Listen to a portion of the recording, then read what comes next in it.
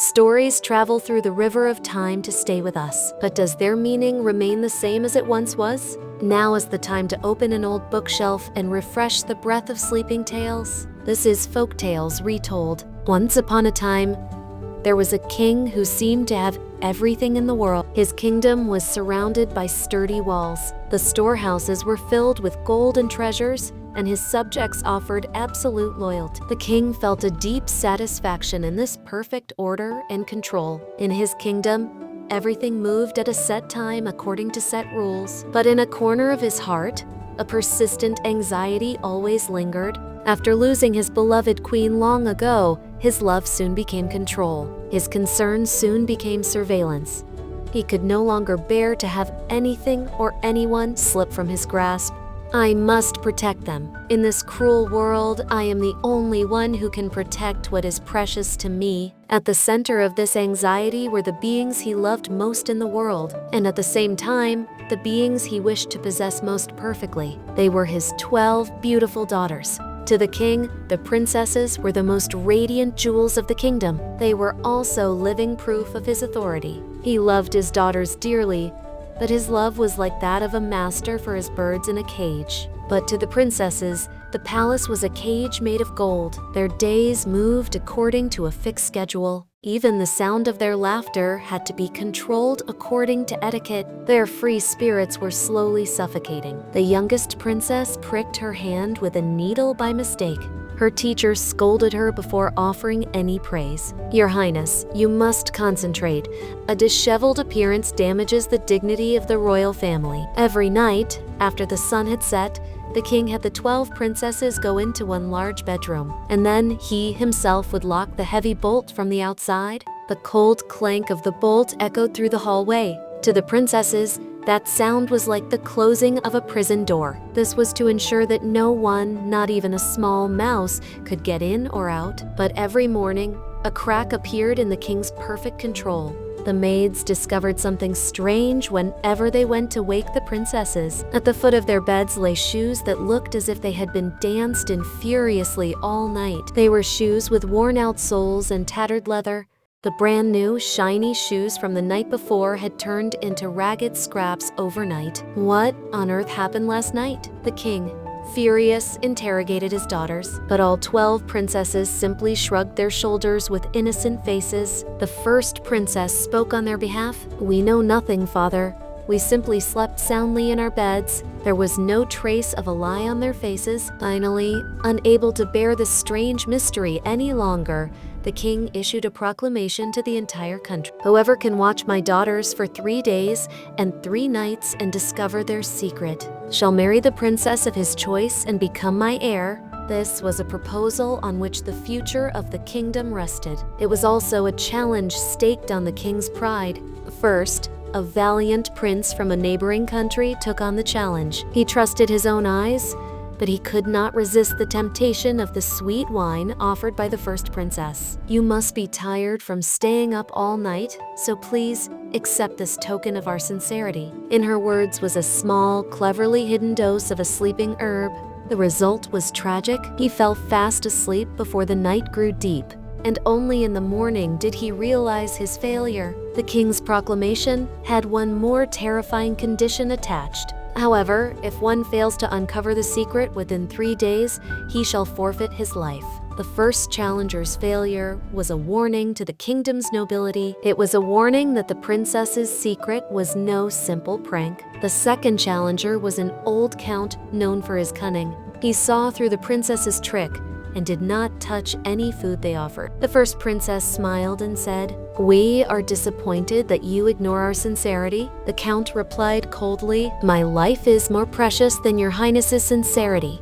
The princesses seemed momentarily flustered, but the princesses had other methods. If there was no poison in the food, they could simply cast a spell in the air. The third princess, who was skilled in music, began to play a sweet lullaby on her harp. The melody magically made the air in the room heavy. The eyelids of the count, who had been determined to stay awake, could not overcome the weight. Thus, many princes and nobles took on the challenge with ambition, but all fell for the princess's clever tricks and lost their lives. The king's troubles showed no sign of being resolved. The princess's secret fell deeper into a labyrinth. Fear, along with a strange rumor, began to spread through the kingdom. The rumor was that the princesses dance with witches every night. Just then, an old soldier was returning home from the battlefield. He had devoted his life to his country, but all that was left for the old and weary man was a worn-out uniform and honorable scars. He was at a loss as to how he would live from now on. The war is over, but my real war begins now. On his way, he met an old woman collapsed from hunger on a forest path. Without hesitation, the soldier gave her his last piece of bread and his water flask. It was all he had, but he could not pass by someone weaker than himself. The old woman accepted the bread with her withered hand, and she savored it slowly, as if it were the first food she had ever tasted. The old woman was moved by his kindness and gave him an old cloak, saying, "This is a reward for your kind heart. If you wear this cloak, you will become invisible to everyone. And when you go to the princesses, the wine they offer is sweet, but its end is a deep sleep. The songs they sing are beautiful, but their end is eternal silence. So you must neither drink nor listen." The soldier could not fully believe her words, but the old woman's gaze was so earnest that he accepted the cloak. When he looked up to thank her again, the old woman was already gone without a trace. Having nothing to lose, the soldier went to the palace, thinking he had nothing to lose. "What's an old beggar doing here?" The gatekeepers mocked his shabby appearance, but he announced with an unwavering voice that he would take on the king's mystery. The king was not pleased with him either, but with no more challengers coming, he reluctantly gave his permission. What can such a man do? But the price of failure is his life, so he is digging his own grave. The soldier was escorted to a small, cold room next to the princess's bedroom, a room for the watcher. The 12 princesses glanced at the old poor soldier as they prepared for bed. The second princess whispered to the first princess, "This opponent is too easy, sister." The first princess replied, "Don't be careless. A snake that looks weak can have the strongest venom." The soldier looked around the room and recalled the old woman's advice. He was a man who had survived countless battlefields. His secret to survival was not strength, but a caution that always prepared for the worst. 12 beautiful princesses, but the most beautiful flower has the sharpest thorns. Their weapons will be smiles and kindness. A moment later, the eldest princess came with a glass of wine, smiling sweetly. "You must be tired from staying up all night, so this will help you recover." Her voice was as sweet as honey. The wine had the scent of sweet spices. The aroma was so enchanting it could make one's head spin. The soldier thanked the princess and brought the glass to his lips, but he only pretended to drink the wine. He poured all the wine into a small leather pouch cleverly hidden under his beard. Not a single drop touched his lips. The first princess watched him drink with a satisfied look before returning to her room. A moment later, the sweet sound of a harp began to drift from the next room. The soldier took out a small cotton ball from his pocket and plugged his ears. Then he lay down on the bed and began to snore, loudly and deliberately, as if he had fallen into a deep sleep. The loud snores drifted out of the room. The 12 princesses looked at each other and smiled triumphantly. "We succeeded again. He was just a helpless old man after all." They quickly shed their plain nightgowns and began to change into splendid ball gowns from a secret closet. The room was instantly filled with the rustle of jewels and silk, and with the sound of laughter filled with suppressed excitement. For them, this night was not mere amusement. It was a sacred ritual to reclaim their suppressed selves. Only the youngest princess was quietly changing, a worried look on her face. When all preparations were done, the first princess went to her bed. She stomped on a specific part of the floor 3 times, and there was a creak sound. The bed slid sideways. The movement was so familiar and smooth, as if it had been repeated hundreds of times. Then a secret staircase leading down appeared in the floor. From the dark entrance, the cold, damp air of the underground rose. The princesses inhaled the air deeply, as if it were the scent of freedom, It was a wild smell completely different from the stuffy air of the palace. The princesses descended into the dark staircase one by one, as if they had done it many times. Their steps were firm and unhesitating, like an army marching towards liberation, but the youngest princess felt a sense of foreboding. "Sister, I don't know why my heart is pounding so hard and I'm so scared today. I feel like someone is watching us. Doesn't the soldier's snoring sound a bit unnatural?" The first princess looked at her sister with annoyance and said, "Don't be ridiculous. That old soldier is fast asleep. I won't let your pointless worries ruin our joyful night. Don't interfere with our freedom. Just come down." The youngest princess could say no more at her sister's firm words. She stepped into the dark staircase. The soldier, who had been watching everything, got up quietly from the bed as the last princess disappeared. He found the cloak the old woman had given him and put it over his shoulders. It looked like nothing more than a ragged piece of cloth, but it seemed to glow faintly in the dark. Then amazingly, his rough, scarred hands slowly became transparent. He could see them disappearing in the lamplight. He held his breath cautiously. The sensation of his body was the same, but it was a strange feeling to be invisible. He took off his shoes so as not to make a sound. He went down the stairs one by one, leaning against the cold stone wall. It felt like his own heartbeat was echoing on the stone wall. From below, he could hear the faint laughter of the princesses and the rustle of their dresses. On the way down, he accidentally stepped on the hem of the youngest princess's dress. "Ah!" The youngest princess screamed, but there was no one behind her. The first princess said in an annoyed voice, "Your dress just got caught on the stairs. Don't be so dramatic." At this rate, the princes will get tired of waiting. After a long descent, an incredible sight unfolded before his eyes. There was a vast forest in the underground world. All the leaves were made of pure silver, brightly illuminating the surroundings. The silver leaves had a cool metallic feel and gave a cool sensation to the skin. Every time they brushed against each other, a clear, bell-like sound echoed through the cave. "This will be the proof." The soldier carefully broke off one of the smallest silver branches. The branch was harder than he thought, and it made a sharp sound when it broke. "Did you hear that, sister?" "I'm sure it was the sound of a branch breaking." The youngest princess screamed and looked behind her at the sharp sound of the branch breaking. "What is it now?"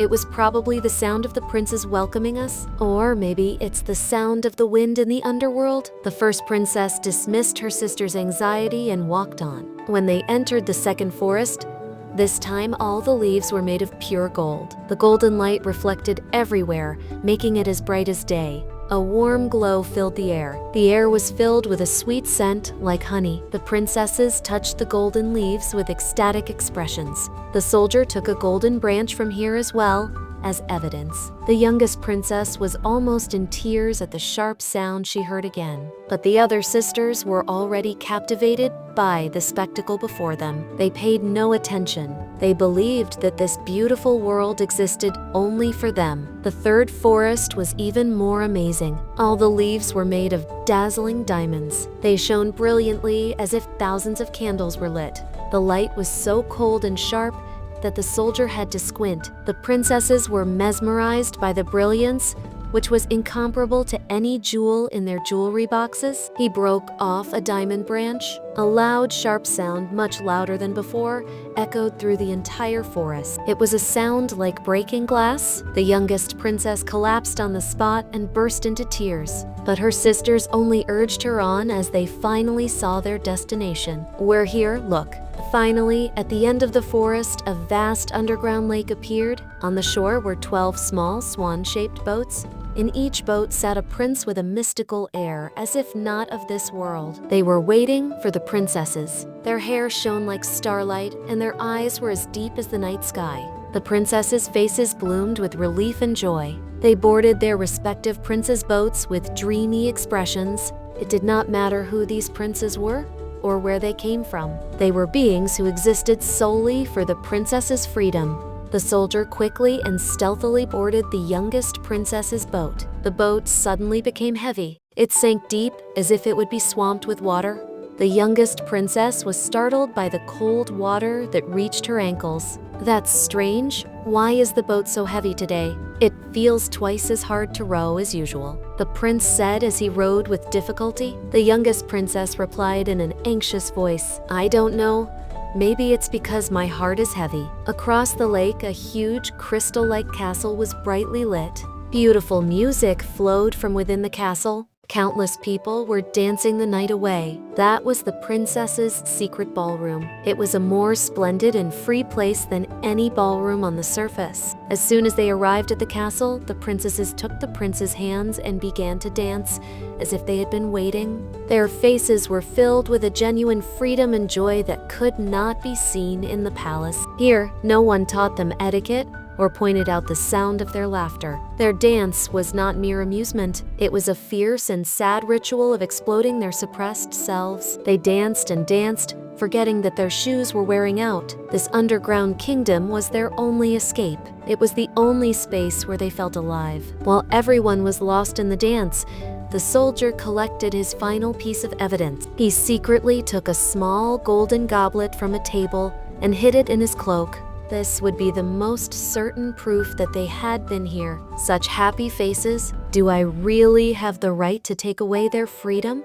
But I have no choice. Before long, dawn approached. The magical music that seemed to be eternal slowly faded. The lights of the castle also began to dim. One by one, the princesses were drenched in sweat and breathing heavily. The princes looked at them with eyes full of sorrow. It was a time of happiness with a set end. The princesses bid farewell to the princes with a kiss, leaving their sorrow behind, and they crossed the lake again in their boats. "See you again tomorrow night." Their voices contained the hope of promising tomorrow. At the same time, the despair of having to return to the cage was also present. The soldier also followed them and quietly returned to the surface. The princesses returned to their bedroom and changed from their splendid dresses into their nightgowns. Their faces were exhausted, but at the same time they shone with the secret satisfaction of having enjoyed a night of freedom. The first princess kicked her tattered shoes from the night under the bed without a care. To her, the worn-out shoes were a medal of resistance against oppression. They were also the price of freedom. She was certain that the soldier was fast asleep. The soldier returned to his room and quietly took off his transparent cloak. He took out the silver, gold, and diamond branches from his pocket, and he also took out the small golden goblet and placed it on the table. Under the moonlight, they coldly testified to the princess's secret. The promised 3 days had passed. The soldier stood before the king and the 12 princesses.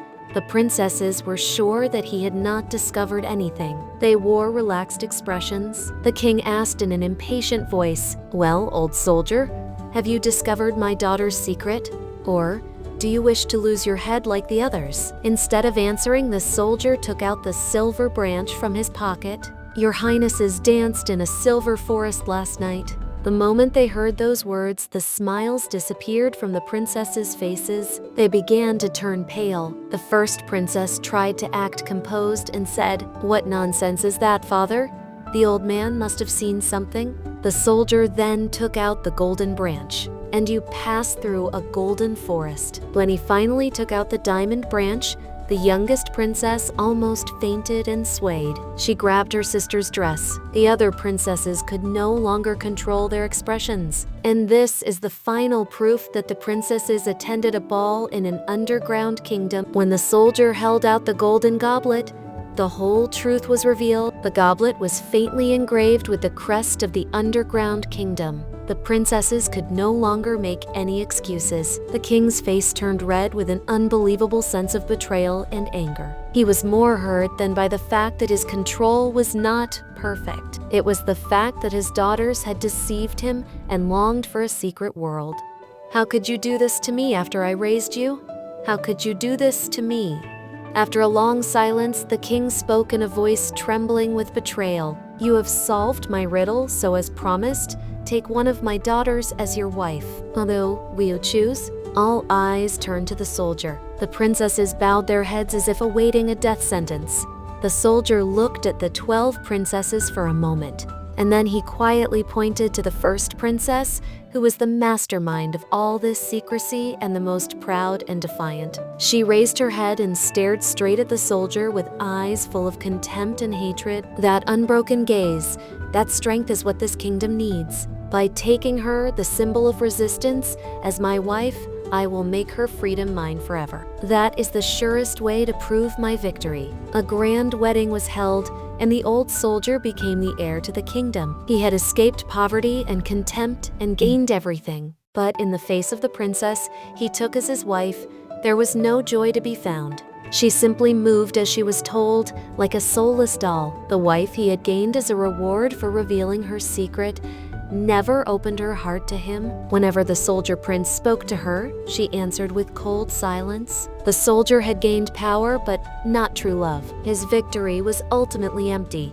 From that day on, the nights in the palace were shrouded in perfect silence and order. No more worn-out shoes were found. The king finally succeeded in controlling the only chaos in his kingdom, but the palace became colder and quieter than before. The princesses, who could no longer dance their secret dance, became dolls trapped in the beautiful cage of the palace again. What they had gained was safety, but what they had lost was their souls. Every night, they would look at the moon outside the window and long for the underground kingdom they could no longer go to. The king gained peace, but lost his daughter's laughter. The soldier gained wealth and honor, but lost the warmth of a heart. The princesses saved their lives, but lost the meaning of life. In the end, there were no true winners in this story. Everyone, in order to gain something, had only lost what was most precious. The secret of the worn-out shoes was solved, but the passionate desire for freedom that it contained had grown cold. The story ends here, but the resonance left by the story will now bloom anew in your heart. Please look forward to the next story.